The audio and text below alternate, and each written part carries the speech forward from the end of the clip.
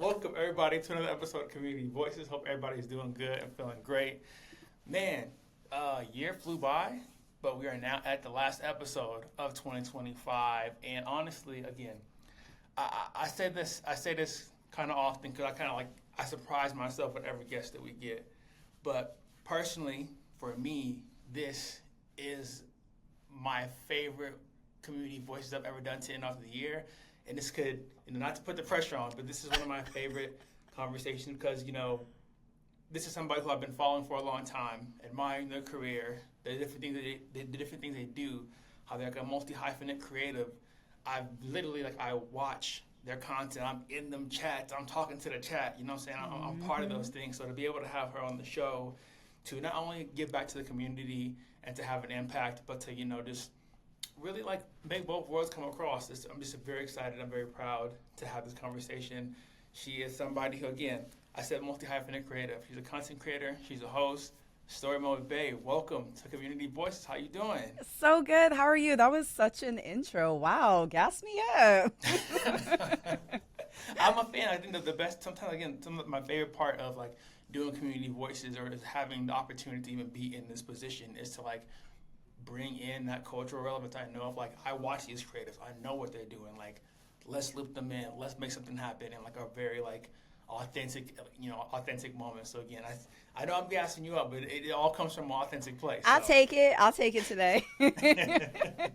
So I want to make sure I want to get things kicked off here too. I talked about how I've been a fan, but I really want to I want to do your career justice, and I want to kind of start from the beginning a little bit, and then we can kind of go forward. You've been doing this for the past, you've been doing this for a while. I think, over the past 4 or 5 Dang, it's been a minute. It had, but you've been grinding. I think it started in 2017. You went, and this is your words, not mine, creating on YouTube with the gel phone sounding in headset. Your words, not mine. I was. But it's beautiful things like that you appreciate that you've come so far. You became a Twitch ambassador. Once you made that after a year, you made that switch, became a Twitch ambassador in a year or two. Things just started kicking off.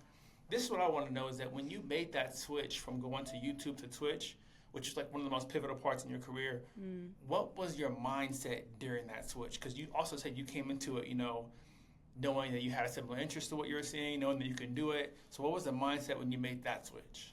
Honestly, early on, my early years starting off with content creation, I didn't think that I was going to make something of it. I definitely didn't think I would be in this position that I am in now. When I started the first couple years, it was legitimately just a hobby, and it was something that I really enjoyed doing on the side for fun.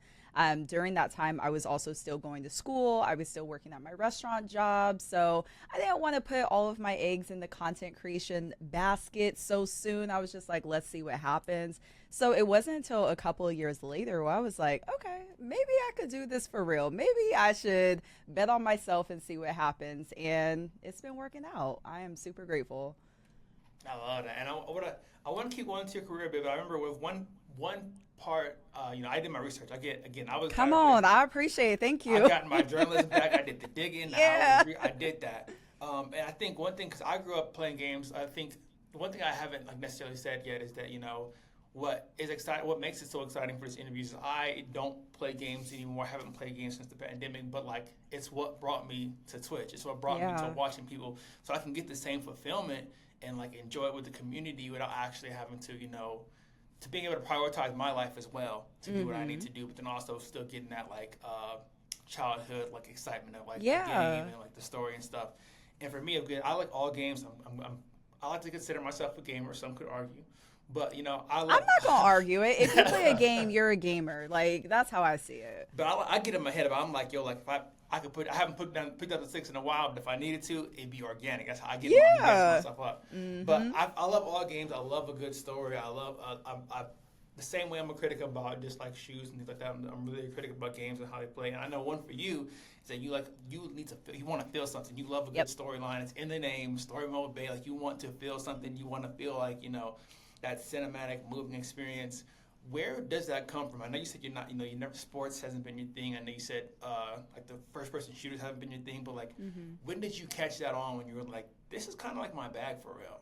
Oh, that is a great question. When did I first start loving story-based games? Probably. I'm trying to think about the games that I was playing back in the day. And yes, I played a lot of Crash Bandicoot. I played a lot of Pokemon, but I think the stories that really captivated me was probably like GTA. I have always been a GTA kid. And so, mind you, I didn't really know the ins and outs of what was going on back in the day, but I thought it was super interesting. So, GTA is probably one of the earliest story based games for me that I started playing as a kid.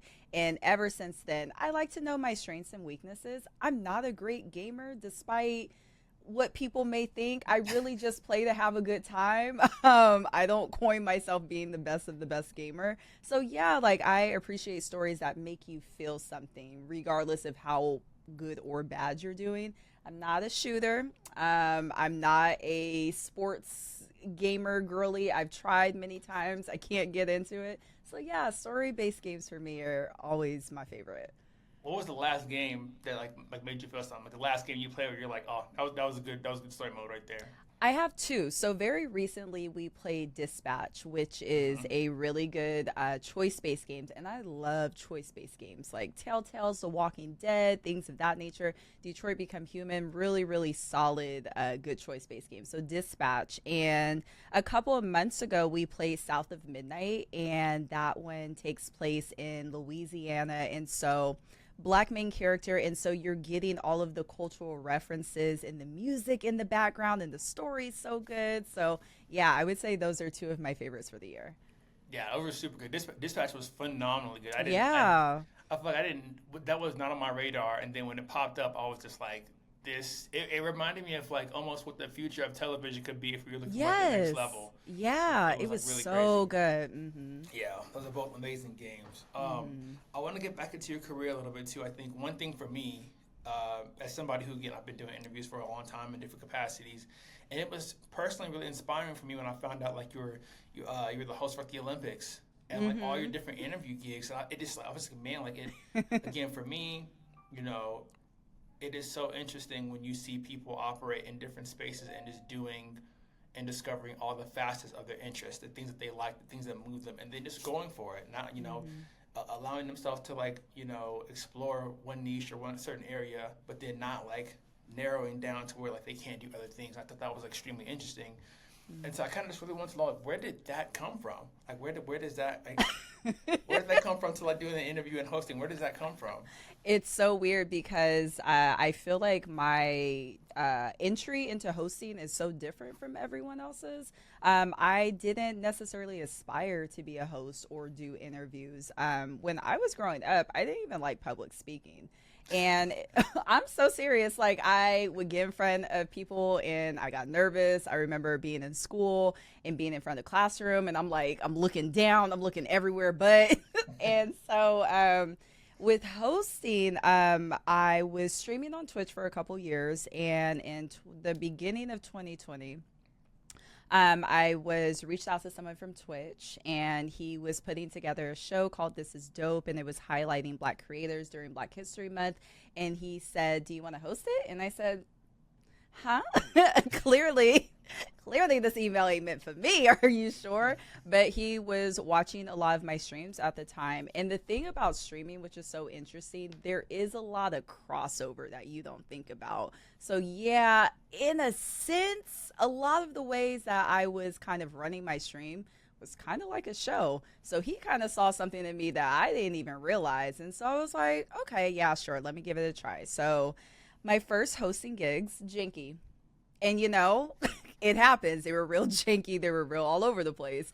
And I just kept doing it. And I felt like I started getting better and better. And I was like, oh, wow, I think I like this for real. And yeah, it's just kind of taken off from there. And now I'm like, I want to host everything. Like, what else can I do? So that first year of hosting, I was working with Twitch on a couple of shows. I worked with Live Nation on a couple of shows. I did a summit with USC. Yeah, it was really, really busy. And then thank you. And then the following year, we went to Tokyo for the Olympics. So yeah, it's been really, really good. Golly, what a run! I know. Like what and I mean, you still like you still have like Storymodebae reacts where you like you still again. It's just so super dope just to see how you can really explore everything you want to. Like you don't have to cut anything off. So I love how the opportunity presented itself and allowed you to find like growth and like a newfound like like I like this. Like I didn't think this is part of me, but this is something I enjoy. So I love how that kind of like transpired. Me too. One thing that you mentioned was as you currently stream and how those things go, it is almost kind of like a show. And I think the one dynamic or the one piece of streaming that I think sometimes there's a generational gap on, and it's hard to understand unless you're in it or unless you know somebody who kind of like is constantly in that world, is the space between, how can I explain this? Like, the balance between the reality of things, like the real world, and then the virtual aspect. Yep. I just talked about earlier, like I'll be in the chat, talking to everybody. Yeah. But then it's like, you also have real live events. You're at DreamCon, like you're at these different places where you're meeting people face to face, and you have your real life core group of friends. So I would love just to understand and kind of grasp that aspect of how do you balance friends and community online and offline? Yeah. How can I explain this? I like to find a happy medium between the two. So I like to say when I stream and create content, for the most part, I'm an open book. But at the same time, I do put pretty firm boundaries down of I'm not going to share everything online because some stuff I feel like you should hold to your chest. Everyone doesn't need to know everything. And I feel like that's just kind of how I grew up. Everyone doesn't need to know your business. Everyone doesn't need to know where you're going all the time. I don't need to post everywhere that I'm going all the time. Like some stuff I just want to hold to myself. And so I feel like over the years, I'm super grateful for the community because everyone kind of understands that and no one pushes me to share more, give us more, because I've I noticed feel that too. Like, yeah. It's very interesting. I love how that's what I like about being part of your community is that I feel like everybody's community is different, but your community, you've crafted a community who really like respects you, which I hate to say sounds rare, but it's like not as common as it seems. Yeah, I really appreciate that. And I feel like a lot of that is from setting those boundaries. And also, like, I don't want to sound any type of way, but I feel like the community is full of really normal people. There's a lot of parasocial behavior going on out here. And there's a lot of people that feel like they need to be entitled to everyone's everything, whether it's your favorite streamer, celebrity, actor, whoever. And so I feel like we have these conversations often on stream where we're all very vocal about, yeah, maybe some stuff shouldn't be shared. And I also feel like I'm very much a child of the internet too. And so I see how when people put things out there, it's twisted in a certain type of way, or people are looking at people's family members and where they went to school and this. I'm like, I'm here to play games and listen to music, y'all. I appreciate you, but everybody doesn't need to know everything. So that's kind of how I operate. Yeah. I love that. Because, it's crazy. That's like kind of like the part of it that is just so interesting. It's just like, I have other people that I watch too, and you just watch how they act, and you're like, dang, like, yeah. Am I the only one who's like behaving out here? Am I tripping? Am I crazy? Am I with some like decorum out here? Who's actually like, you know what I mean? And it just crazy. But again, I think that's what I just enjoyed about your community. Is like you really respect you have those boundaries and you hold them, but you don't also hold them while still staying true to yourself. Yeah. I feel like you also don't like. Granted, I'm pretty sure everybody can get upset, but like you don't seem like you get out of character too often. Like you're really good at composing yourself. Yeah, I try to be. Every once in a while. Maybe I missed some streams. Maybe I missed some. But from what I've seen, I've been like, okay, she holding it down for real. She holding it down. Yeah. I try to be as much as I can. It does take a lot to get under my skin. And also, like, putting yourself on the internet is such a, oh my God, you do it so much all the time. And so I think over the years, I've developed a really tough skin, and I can kind of weed out, you just want some attention. You don't even mean what you're saying. You just want me to react. And so, yeah, you just typing on the keyboard, whatever. I love it. And speaking of, like, the community, one thing that we're always doing is giving back, making sure we have an impact. And today is no different. I know no matter if it's December, no matter if it's the middle of June, like we're constantly year-round keeping that community impact going. And so for this episode today, we'll be donating 5.5K to the Black Girls Code organization. Organization is amazingly cool. I was doing a lot of research on it before this episode too. For those who aren't as familiar with the mission, Black Girls Code is closing the gap in STEAM by creating spaces where leaders and students feel seen, supported, and unstoppable. I'm going to read this verbatim because I don't want to mess nothing up. Come on. Through mentorship, hands-on learning, a deep focus on belonging, preparing the next generation of engineers, coders, and ethical AI leaders, together they're rewriting the story on one bold, brilliant girl at a time.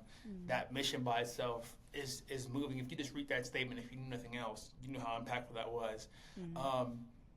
Amazing organization, amazing cause. I would just love to know again, what kind of moved you to choose them, and also how does it feel to be in a place in your career where you're able to have impact, above and beyond, beyond you, like really like touching people and helping lift the people now. Like, how does that feel? Yeah, I mean, I've worked with so many amazing organizations in the past, and I was supposed to be a teacher actually, so I always have a very soft spot. Yeah, I know, right? Dope. Yeah.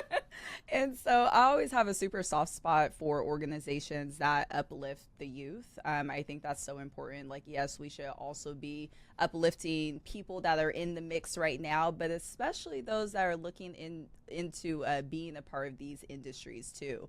And so Black Girls Code, I've worked with them in the past, and they're super amazing because I am also a Black girl that codes, or, I'm a part of tech, and I've been a part of tech since back in the day when I was downloading on Napster. So like, I've been out here. So I think it's super important to give back, but it also makes me feel super warm and fuzzy too. I wish there were organizations like this back in the day when I was younger. And so I just think they're super dope. And yeah, I would love to share the wealth this holiday season. I love it. And when I was thinking about the organization and looking into it, I was thinking about what they do, and also I was thinking about your younger career. I remember in some of the videos I was like doing my research and watching just like things that I just like didn't know about you from like the immediate, and like even just seeing like your journey from like how you were like dressed, color of your hair, like the equipment, the room, like just seeing how thanks. Rough. Yikes. Just seeing how things grew from your mixtape era to your album era. Okay, I like it. And it was just, I just thought to myself, I think a lot of times, when you see as much success as you have, sometimes you get so caught up in the moment of being in that success that it takes sometimes you have to be very intentional about pulling yourself out to look back at how far you've come from, or like the things that you've overcome to be in that spot. And again, in relation to what we talked about with like the Girls Who Code and then your career now, I would love to know if you had to kind of like look back at, take yourself out of your career right now, like look back at where you've become, what's like the one piece of advice that you would give yourself that you feel like you needed to hear earlier on? Do what you want. Do what you want. Don't worry about what people think about it. For me, when I first started content creation, this is such a interesting field, unlike anything I've ever done. A lot of my jobs that I had in the past were traditional jobs, so I was used to answering to someone. I was used to performing a certain type of way, speaking a certain type of way. My hair had to be a certain type of way, all of these things. And going into content creation, for a minute, I was almost still operating like that until I got to the point where I'm like, well, who's gonna check me? Like, I could really do what I want. Yeah, I like gaming, but I also like music too. And why can't I talk about both of these things?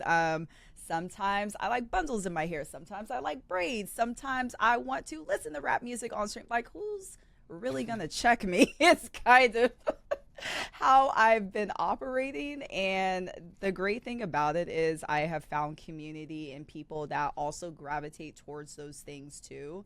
And I'm just super appreciative for that. As awkward as I can be sometimes and bubbly and just like off the wall, like I really, really enjoy what I do. And so I'm super appreciative for it. And yeah, who cares what anyone thinks? At the end of the day, this is my stuff. I'm gonna keep pushing. Facts. I love it. And I think I want to ask this too because you think I know we've been talking about your successes, so I've been hyping you up the whole time. I know I've been talking about a lot of your Thanks. successes, and I think I think at a certain point in life, you have to think about also like what's the next, like what's the next 3 to 5. I think, and please correct me if I'm wrong. The recent event you did in New York. Bae Brigade Battle. Bae Brigade Battle. Was that your first Yeah. time doing it live? That was my first time doing it solo. Solo, I've okay. Yeah, I've done a Because you couple. usually do it at DreamCon. Yeah, I've right? done them at DreamCon, and we did one at Berlizzi's Ball last year. But that was my right. first time doing it as its own standalone event. How did that feel? Before I get into my question, how was that? Really good. Of course, nerve wracking because I'm like, whew, okay. Now you really got to do it by yourself. But honestly, that's always been the goal. I've been talking about this for a while. Like, I am now planning to actually take it on tour and take it to different cities. And yeah. Wish I had an air horn. I would have seen the Yeah. air horn. Yeah, because I love doing it at DreamCon. I love doing it at Berlizzi's Ball and like all of these different spaces. But I also want to take it to places for people that aren't always able to make it to these large events or the cons. And it's like, let me bring this to your city. Let me pop up in your city and see how y'all get down. So yeah, like the first one in New York, it went great. I am super grateful. And I just think it's so cool. Like, the thought about doing it at different cities, and then you have people from the hometown pulling up, and people were dressed. I felt so underdressed. They came out in their Timbs. They came out in their Pele Pele. I said, oh, y'all are dressed. Hold on. Excuse me, dang. Yeah, Who okay. showed up? Wait a minute. So yeah, I definitely have some plans to do some more cities next year. I'm excited. Well, that kind of just spoiled my question, but I'm going to keep on going. Okay.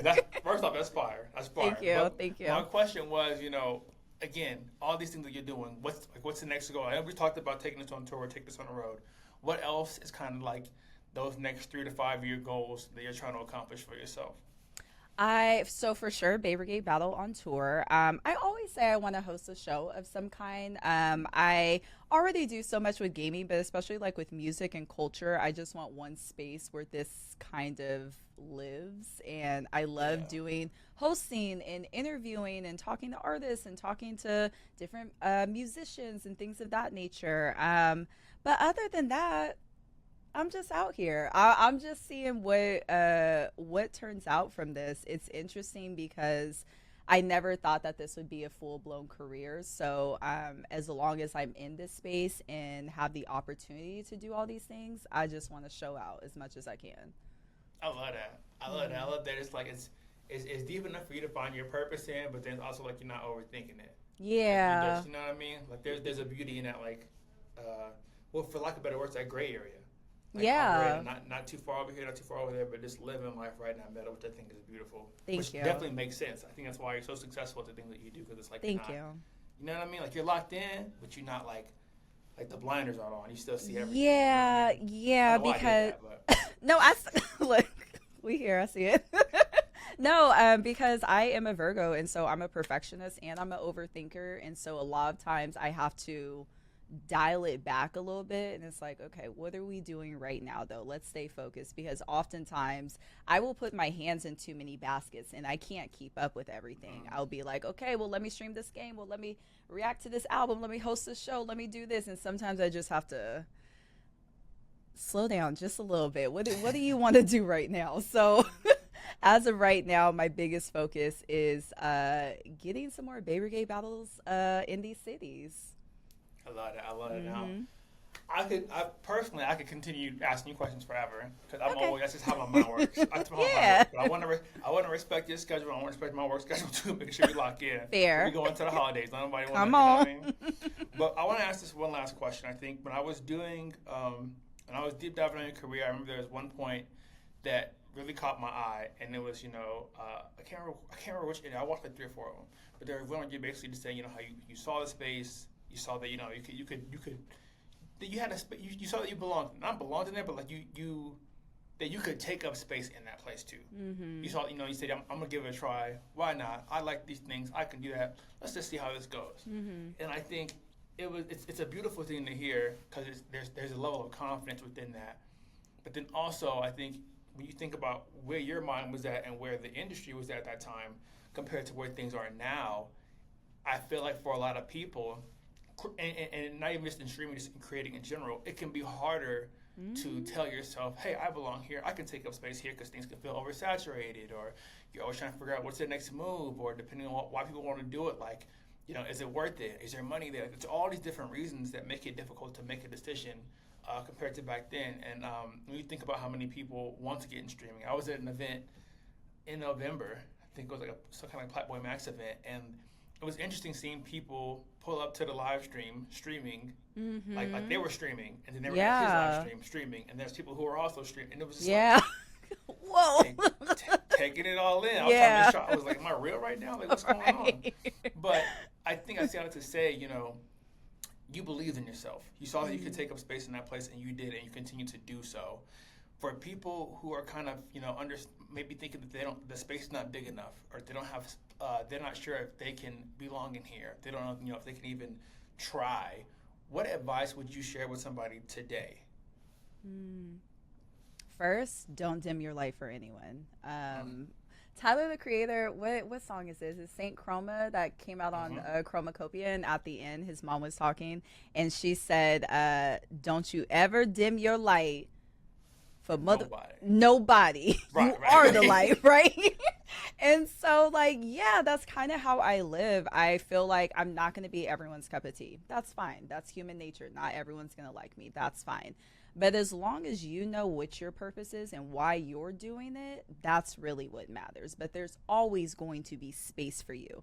They like to say that these industries are oversaturated, which they are to a certain extent. But you also have to go in it thinking, well, yeah, everyone's playing this game, but why are they going to tune into me? What makes me different? What is my edge? Sure, everyone can be doing the same thing, but nobody's going to shine the way that I shine in certain ways. You know what I mean? And so you always kind of have to have that state of mind about you. And I think that's really important. So yeah, don't dim your light for anybody. I know someone is always going to have something to say, but as long as you know what your purpose is and why you're doing it, that's really what matters. I'm not going to speak no more on top of that. And that's the perfect way to wrap things up. Storymodebae, I can't thank you enough for your time. I can't thank you enough for what you do. Thank you. Your commitment to what you do, to being yourself, to giving back to the community. And I'm fingers crossed. We got to keep more work coming up soon. We got to keep 2026 and really make some things happen. Again, last thing, anybody who's looking for you, or maybe they're not familiar with you, if you want to give this time to give out any socials you want, social channels, handles, whichever you want to do, go ahead. Okay. Hi, everyone. I am Storymodebae. You can find me on Twitch. I was going to say Twitter. I'm so sorry. I'm not there anymore. You can find me on Twitch, YouTube, Instagram, TikTok. Follow the Bae Brigade channel, Bae Brigade Battle Instagram. That will be where all of the updates are, where we're going next, what's going on. We're actually having a battle on stream this week, which I'm super excited about. We started doing them on stream, but we also do them live too. And Story Mode Reacts on YouTube if you're a music fan or just a fan of the culture. We do all kinds of stuff over there. So yeah. Perfect. Thank you, everybody, for tuning in to another episode of Community Voices. Thank you for tuning in all year. Continue getting ready to watch us for 2026. We're about to do some really impactful and crazy things, so be ready. But until then, everybody have a happy holiday. Stay safe, stay sane, and we'll see y'all next time. Peace. Bye.